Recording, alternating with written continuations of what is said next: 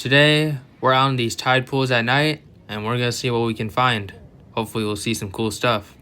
Okay, I got to the beach a few hours before dark, so technically I'm doing evening tide pooling right now. Anyways, the first catch for me was this woolly sculpin, very common species here.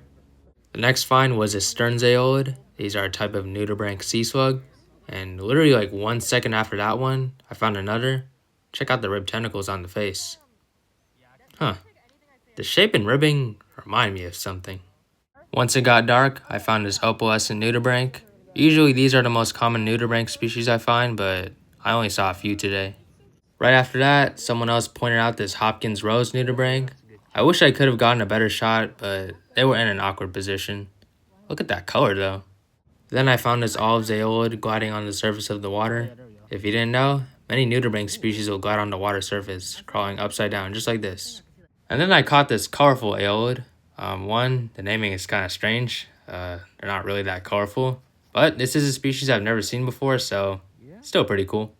Then my friend found this cockscomb nudibranch, a very ornamental looking species. I haven't seen one in a while, so this was awesome. Afterwards, I ran into an old friend, and his tide pooling group caught this cabezon. Normally I don't see fish this big in the pools. What's cool about the cabezon is that the color of their mouth is this bright blue, which is not something you see very often. Then I caught this fish, which turned out to be a largemouth bunny. I didn't figure out the species until I got home. I've actually been wanting to catch this species for a while, so I was pretty happy when I found out. Next creature was a Spanish shawl nudibranch, a common nudibranch species that's always fun to find. Everyone in the group I was with took photos, except for me, because I'm not really into photography. Not that it's not cool, it's just, I like videos better.